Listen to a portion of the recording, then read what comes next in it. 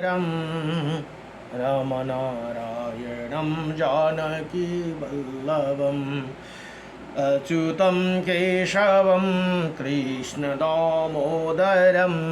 रामनारायणं जानकीवल्लभम् कौन कहता ही भगवान आते नहीं, भक्ति मीरा के जैसे हम बुलाते नहीं। अच्युतं केशवं कृष्णदामोदरं रामनारायणं जानकीवल्लभं कौन कहता है भगवान खाते नहीं, बैर सबरी के जैसे हम खिलाते नहीं। अच्युतं केशवं कृष्णदामोदरं रामनारायणं जानकीवल्लभं कौन कहता है भगवान सोते नहीं, भक्त माँ यशोदा की जैसे हम सुलाते नहीं।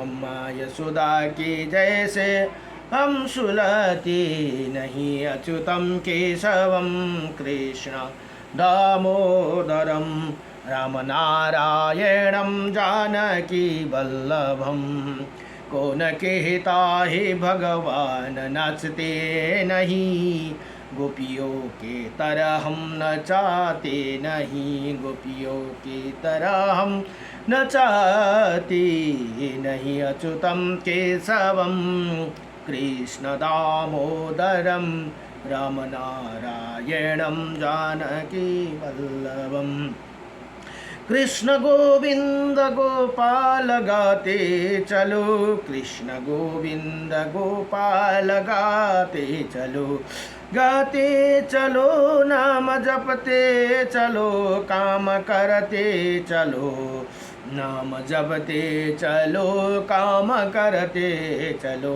अच्युतं केशवं कृष्ण दामोदरं रामनारायण नम जानकीवल्लभं। नमो भगवते वासुदेवाय नमः।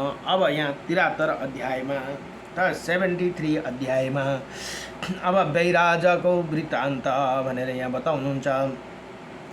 अब भगवान रुद्र अथवा भगवान शिवजी भन्नुहुन्छ, हे द्विजवर अब एक दूसरा प्रसंग कहता हूँ सुनो हे मुनि श्रेष्ठ भनेर अगस्त्य मुनिलाई भन्नु। इनमें बड़े कौतूहल की बात है।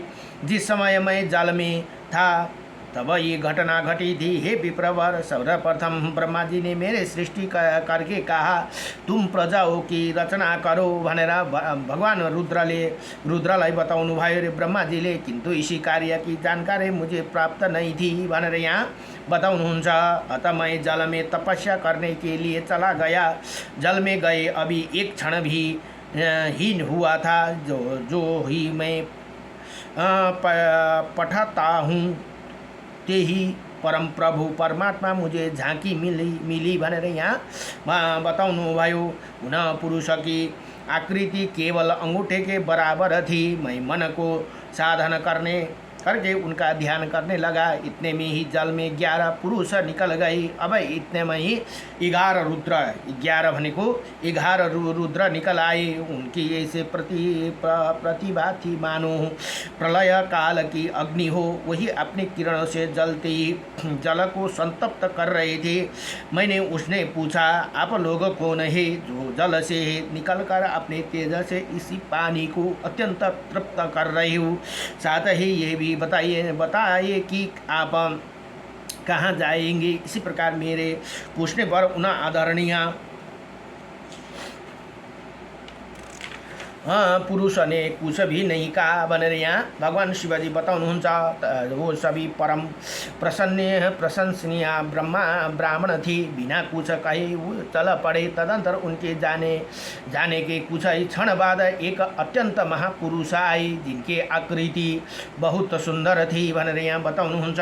उनके शरीर का वर्ण मेघ के समान श्यामल था और आंखें कमला के तुल्य थी। मैंने उनसे पूछा हे पुरुष प्रवर आप कौन है तथा जो अभी गए वो पुरुष कौन है, आपका यहाँ आने का क्या प्रयोजन है भनेर यहाँ भगवान रुद्र सोध्नुहुन्छ, बताने की कृपा करे। अब ती पुरुष ने कहा, ये पुरुष जो पहले आकर चले गए, इनका नाम आदित्य है, ये 11 आदित्य है, ये बड़े तेजस्वी है, ब्रह्मा जी ने इनका ध्यान किया है, अतः ये यहाँ से चले गए। कारण इनका इस समय ब्रह्मा जी संसार की रचना कर रही है, इसी अवसर पर उन्हें इनकी आवश्यकता है भनेर यहाँ बताउनु भयो।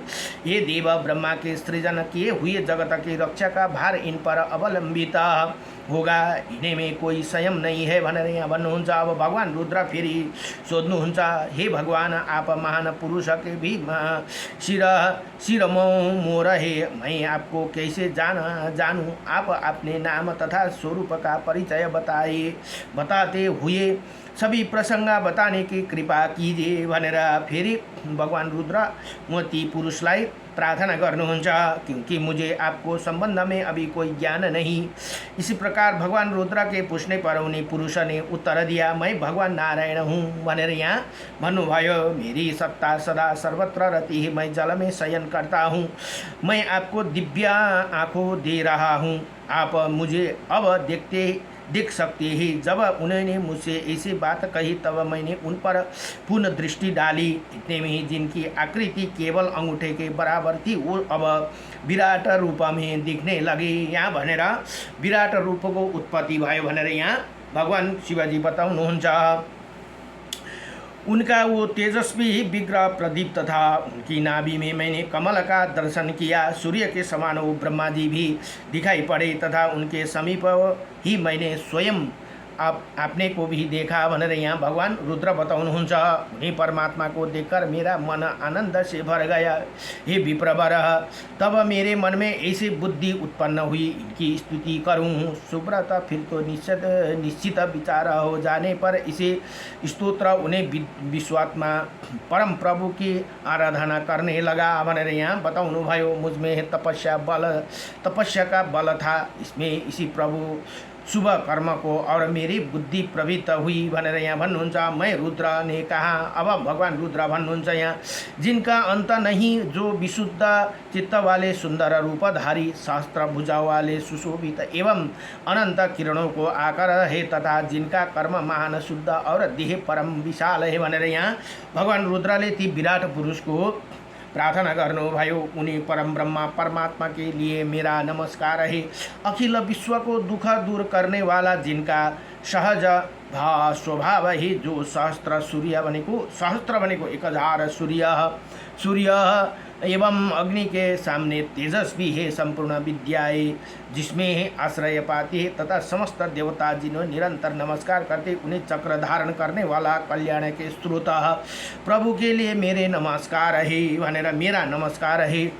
हे प्रभु अनादि देव अच्युत सही शेष साई प्रभु भूपति महेश्वर मरुतपति सर्वपति जगतपति भूपति और भुवनपति आदि नाम से भक्तजन आपको संबोधित करते हैं भनेर यहाँ बड़ो दिव्यसँगले रुद्र भगवानले प्रार्थना गर्नुहुन्छ। ऐसे आप भगवान के लिए मेरा नमस्कार है। नारायण, आप जल के स्वामी, विश्व के लिए कल्याणदाता, पृथ्वी के स्वामी, संसार के संचालक, जगत के लोचन स्वरूप चंद्रमा एवं सूर्य का रूप धारण करने वाला, विश्व में व्याप्त अच्युत एवं परम पराक्रमी पुरुष है भनेर यहाँ यस्तो दिव्य प्रार्थना गर्नुभयो।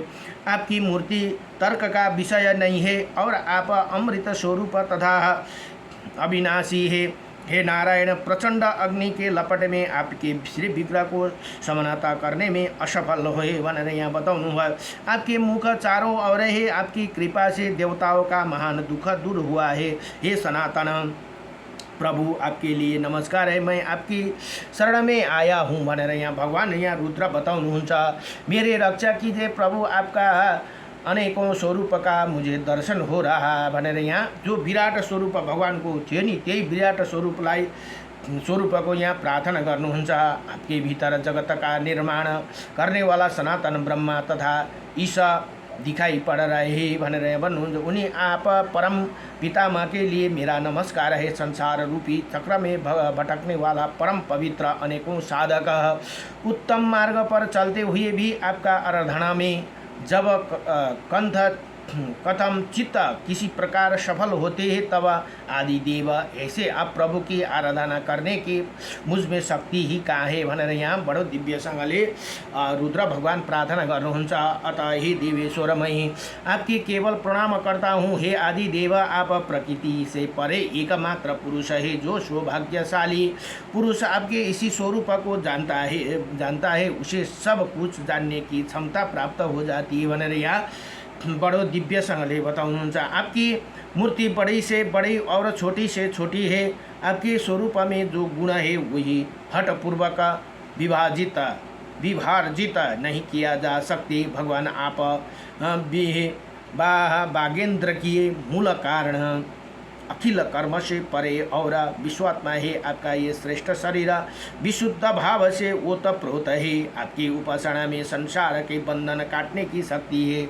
उसके द्वारा आपकी सम्यक ज्ञान संभव ही। साधारण पुरुष की बात तो दूर देवता भी आपकी जान नहीं पाते भनेर यहाँ भगवान रुद्र यस्तो दिव्य प्रार्थना गर्नुहुन्छ। फिर भी तपस्या द्वारा अंतकरण शुद्ध हो जाने में आपकी कवि पुराण एवं आदि पुरुष के रूप में जानने में सक्षम हुआ हूँ भनेर यहाँ भगवान शिवजी भन्नुहुन्छ। अब यहाँ भन्नुहुन्छ मेरा पिता ब्रह्मा जी ने सृष्टि के अवसर पर ब्रह्मा बारंबार वेदों की संहिताया ली है, अतः उनका भी चित्त परम शुद्ध हो गया भनेर यहाँ बताउनुहुन्छ। प्रभु मुझे जैसे व्यक्ति तो आपको पुकारने में भी असमर्थ है, क्योंकि आप ब्रह्मा प्रभुति प्रधान देवताओं भी अगम्य है कहा जाते हैं। अतः एवं देवता का रूप धारण करके आपका अनेकों बार प्रणाम करता हूँ, जिसके परिणाम स्वरूप तपोरहित होने पर भी उन्हें आपका जानकारी प्राप्त हो जाती है भनेर यहाँ बताउनु भयो। देवताओं में भी बड़े से बड़े उदार कृति वाले ये, किंतु भक्ति का अभाव होने से आपका जानने की उनके मन में इच्छा नहीं होती भनेर यहाँ बताउनु भयो। प्रभु अभक्त वादियों को भी कहीं जन्म तक विवेक नहीं होते। आपका कृपा से उन्हें ऐसी बुद्धि उत्पन्न हो जाए, इसके लिए मैं आपका प्रार्थना करता हूँ भनेर बडो दिव्यसँगले रुद्र भगवान प्रार्थना गर्नुहुन्छ। जिसे आप प्राप्त हो जाते हैं उसी किसी वस्तु की अपेक्षा क्या है, यही नहीं उसे देवता और गंधर्व की भी शरण नहीं लेने पड़ती है, वही स्वयं कल्याण स्वरूप हो जाते हैं। ये संसार आपका ही रूप है। आप महान सूक्ष्म तथा स्थूल स्वरूप है, आदि प्रभु हो। ये जगत आपका ही बनाया हुआ है भनेर बडो दिव्यसँगले प्रार्थना गर्नुभयो। भगवान आप कभी महान रूप तथा कभी स्थूल रूप धारण कर लेते हैं और कभी आपका रूप अत्यंत सूक्ष्म हो जाते हैं। आपका विषय में भिन्न विचार होने से मानव मोह कलेश में पड़ते हैं। जब आप स्वयं प्रत्यक्ष पधारे तब तो अधिक कहना क्या है। वसु सूर्य यह पवन एवं पृथ्वी का आप में ही स्थित है। आपका सदा सम्मान स्वरूप रहता है। आत्मा रूप से आप सर्वत्र विराजते हैं। व्यापकता आपका स्वभाव है। सतगुण आपकी शोभा बढ़ते हैं। आप अनंतम एवं संपूर्ण ऐश्वर्य संपन्न, आप मुझ पर प्रसन्न होने की कृपा कीजिए। भगवान बरा कहते हैं वसुंधरे अमित तेजस्वी महाभाग रुद्र ने जब भगवान श्रीहरि की इसी प्रकार स्तुति की तब वो संतुष्ट हो गए। फिर तो मैं मेघा के सामने गंभीर बाणे उन्हें ये वचन कहा। भगवान विष्णु बोले हे देवेश्वर तुम्हारा कल्याण हो। हे उमापते तुम वर मांगो। भगवान हाँ हम में भेद तो औपचारिक मात्र है, तत्व हम दोनों एक ही है भनेर यहाँ बताउनुहुन्छ। रुद्र ने कहा प्रभु पितामह ब्रह्मा ने सृष्टि करने के लिए मेरी नियुक्ति की थी। मुझे कहा था कि तुम प्रजाओं की रचना करो, प्राणियों की उत्पत्ति करने वाले प्रभु। इसी विषय में आपसे 3 प्रकार का ज्ञान प्राप्त करना मेरे लिए परम आवश्यकता है भनेर यहाँ भगवान रुद्र बताउनुहुन्छ। भगवान विष्णु भन्नुहुन्छ हे रुद्र तुम सनातन एवं सर्वज्ञ हो, इनमें कोई संदेह नहीं। तुम्हारा भीतर ज्ञान की प्रभुति राशि है। तुम देवताओं के लिए सम्यक प्रकाश परम पूज्य बनोगे। इसी प्रकार कहकर भगवान श्रीहरि स्वयं अपना रूप मेघ का बना लिया और जल के बाहर निकला और महाभाग रुद्र से उन्हें ये वचन कहा, हे शंभु, वो जो 11 प्राकृतिक पुरुष थे उनका नाम विराज है। उन्होंने उनको आदित्य कहते हैं। इसी समय पृथ्वी पर गए उन्हें मेरा अंश जानना चाहिए। धरातल पर विष्णु नाम से मैं ही 12 रूप में अवतीर्ण होऊंगा भनेर यहाँ भन्नुहुन्छ। अब हेर्नुहोस् है, कुन कुन 12 रूपमा भगवानले यहाँ रुद्र भगवानलाई बताउनुहुन्छ। अब 12 रूप में अवतरित होऊंगा शंकर जी, इसी प्रकार अवतार ग्रहण वो सभी आपके आराधना करेंगे। मेरो जो अवतार होगा उनले सबै तिम्रो आराधना गर्छन्, तपाईको आराधना गर्छन् भनेर यहाँ भगवान विष्णु बताउनुहुन्छ। ऐसे कहकर भगवान नारायण स्वयं अपने ही अंश से दिव्य बादल की रचना कर आकाश में अद्भुत शब्द की तरह पता नहीं कहाँ अंतर ध्यान हो गई। भगवान रुद्र भन्नुहुन्छ यहाँ, ऐसे शक्ति से संपन्न सर्वत्र विचरने वाले तथा संपूर्ण प्राणियों को सृष्टि करने में परम कुशल श्री हरि ने उसी समय मुझे इस प्रकार वर दिया था। अतः एवं मैं देवताओं में श्रेष्ठ हुआ। वस्तुतः भगवान नारायण श्रेष्ठ कोई देवता नहीं हुआ भनेर यहाँ यसरी बताउनुहुन्छ है। स्वयं भगवान शिवजी यहाँ भन्नुहुन्छ, रुद्र भगवान र शिवजी एउटै हुनु और ना होगा।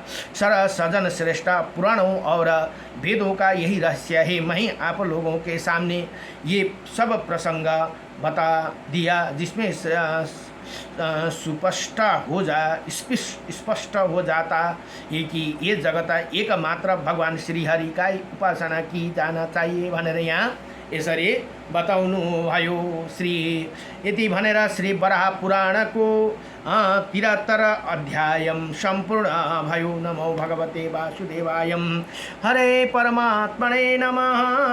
प्रणत क्लेशनाशाय गोविन्दाय नमो नमो। नमो भगवते वासुदेवाय।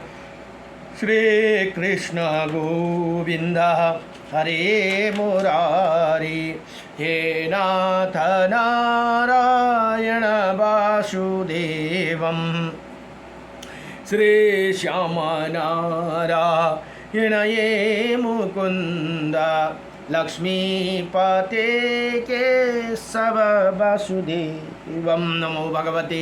अब भोलि 74 अध्यायको प्रसङ्गमा भुवन कोशका वर्णन भनेर भोलिको प्रसङ्ग पनि बडो दिव्य प्रसङ्ग छ। नमो भगवते।